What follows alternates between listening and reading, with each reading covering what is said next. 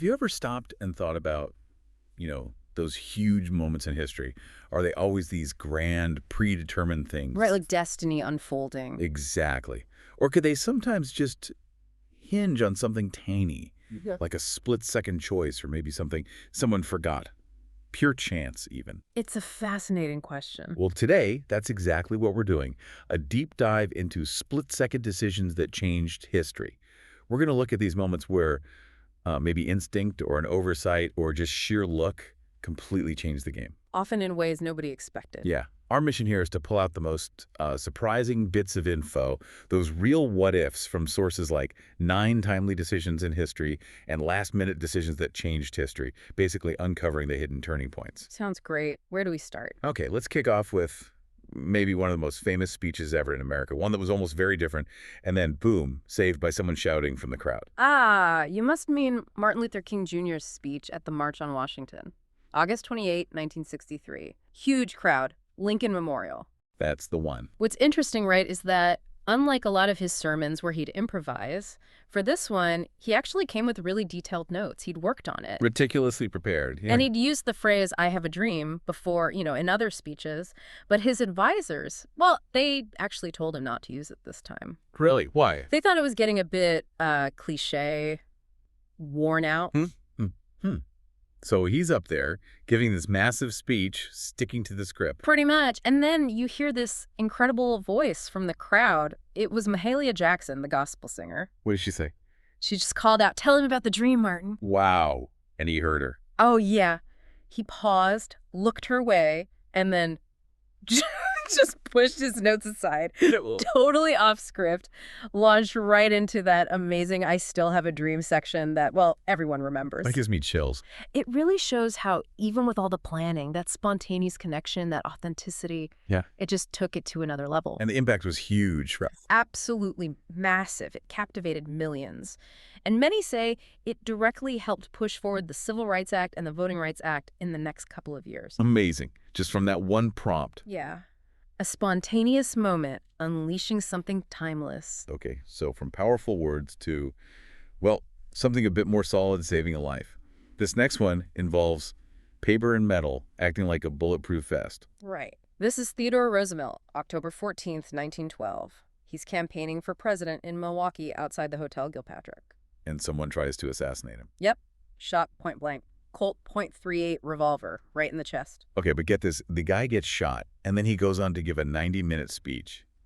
Before getting medical help, how is that even possible? It's almost unbelievable, isn't it? The reason is, well, it's pretty mundane, actually. He had his speech in his breast pocket. The speech he was about to give. Yeah, a thick 50-page manuscript folded over, and tucked in there was his metal eyeglass case. His bullet hit those. Exactly. The paper in the metal case slowed the bullet down enough, absorbed the impact. It stopped it from going into his lung or hitting anything vital right away. That's incredible luck. It really is. Just shows how something totally ordinary, a last-minute thing you stick in your pocket, can suddenly become life or death. Completely changed his personal history, maybe political history too. Definitely makes you think about those little things. Okay. Let's flip the coin now. From amazing luck to small mistakes leading to huge disasters. First up, the Titanic. Ah, yes, the Titanic.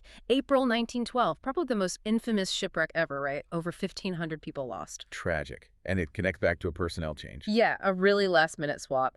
The second officer, a guy named David Blair, was replaced just before they sailed by Charles Lightoller. Okay, so what's the issue? Well, in the rush of the handover, Blair, he forgot something. He forgot to give Lightoller the key to the crow's nest locker. The locker. Wait, what was in the locker? The binoculars. Or the lookouts. Oh, no, seriously. The lookouts didn't have binoculars because of a forgotten key. That's the story.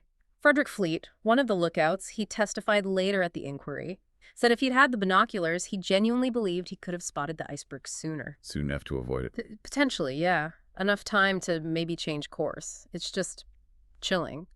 How one tiny detail, a missing key, could contribute to such an enormous catastrophe shows every link in the chain matters, doesn't it? Wow. Okay, from the freezing ocean to a bakery in London.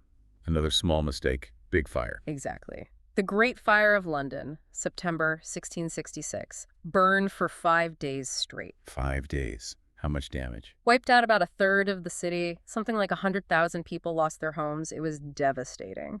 And it started in a bakery. How? The baker, Thomas Ferner, he said he put out his oven fire before going to bed, but the common belief is a spark must have escaped. Maybe landed on some flour sacks or wood shavings nearby. Flammable stuff. Highly flammable. And his bakery on Pudding Lane. It was packed in tight with other wooden buildings, warehouses full of things like timber, rope, oil, pitch. Basically kindling. Yeah, that was spark. Became the match that lit the whole fire. A small lapse in judgment, maybe just being tired, and boom, urban disaster. Really highlights the vulnerability of cities back then. It really does. Okay, sticking with personal choices. Having massive fallout. Let's talk royalty. An escape plan gone wrong because of a fancy carriage. You got it. June 1791, Marie Antoinette and King Louis XVI are trying to flee Paris during the Revolution. Right, trying to get away from the rebels. Their plan was to get to Montmédy, near the border, and rally support for a counter-revolution. Their advisor, General Bouillet, he told them, be discreet, take 2 small, unremarkable carriages, blend in. Seems sensible. Very. But Marie Antoinette, she insisted. She wanted to travel together, the whole family, in one big, luxurious carriage.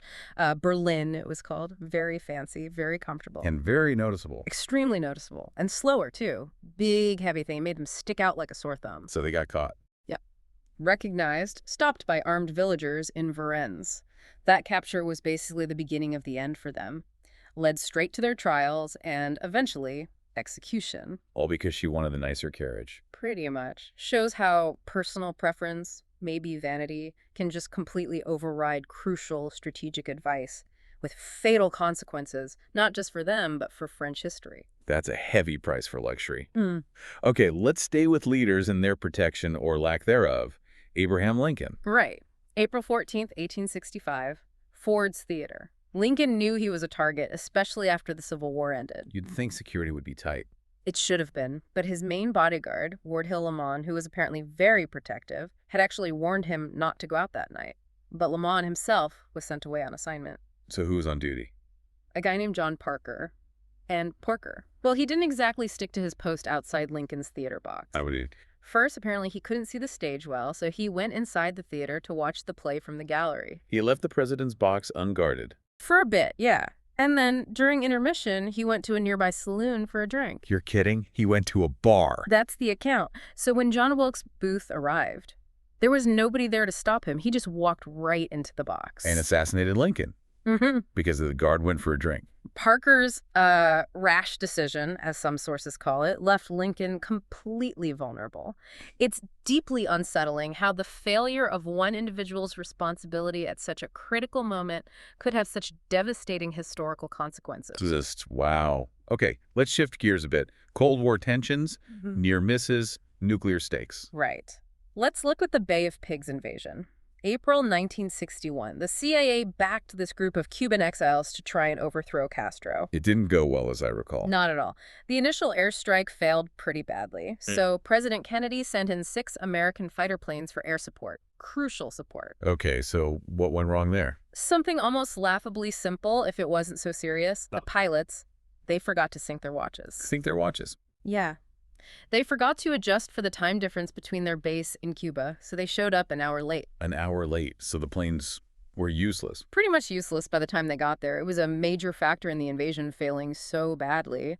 And it really damaged U.S.-Cuba relations, arguably, ever since. All because of a time zone mistake. That's hard to believe. It is. Shows how even massive geopolitical events can pivot on these basic logistical errors. Then, flash forward just over a year, Cuban Missile Crisis, October 1962. Even higher stakes. The world holding its breath. Absolutely. An American destroyer, the USS Beale, was dropping these small, non-lethal depth charges near a Soviet submarine, the B-59, trying to signal it to surface, standard procedure. But the Soviets didn't know they were non-lethal. Exactly. Down in the sub, they thought they were under real attack. Things got incredibly tense. 2 of the senior officers on board, the captain and the political officer, wanted to launch a nuclear torpedo. Launch a nuclear torpedo? That would have meant nuclear war, almost certainly. A retaliatory strike would have been likely. Catastrophe. So what stopped them? Protocol, actually, and one man. Soviet procedure required all 3 senior officers on board to agree to launch a nuclear weapon. The third officer, the flotilla commander who happened to be on board, Vasily Arkhipov, he refused. He said no. He said no. He kept his cool, argued against it, calmed the others down, and convinced them to surface the submarine peacefully instead. Wow. Vasily Arkhipov. Oh, A name we should probably know. definitely. An unsung hero. His calm judgment in that pressure cooker literally prevented a potential nuclear holocaust. Pure luck he was there and had that authority, really. It really makes you appreciate those moments of restraint. And there was another close call, right, with Soviet air defense. Yes, Stanislav Petrov, September 1983. He was a lieutenant colonel on duty at a Soviet early warning command center. Suddenly, the system alarms go off. What did it show? 5 incoming ballistic missiles from the United States, heading towards the Soviet Union. Oh, my God. 5 missiles. And protocol said. Protocol was crystal clear. Reported up the chain immediately, which would have almost certainly triggered a full-scale Soviet nuclear response. All-out war. But he didn't report it. He didn't. He had this gut feeling, his training, his instinct. Something felt wrong.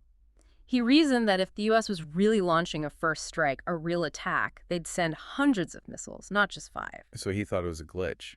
He suspected a system malfunction. He made the incredibly brave call to report it as a system error, not an attack. And he was right. He's absolutely right. Turned out Soviet satellites had mistaken the reflection of the sun off high-altitude clouds for missile launches. Sun reflecting off clouds.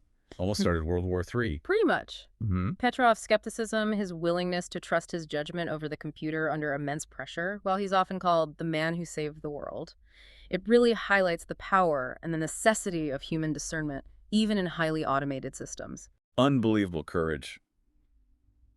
Okay, let's move to another huge moment. The fall of the Berlin Wall.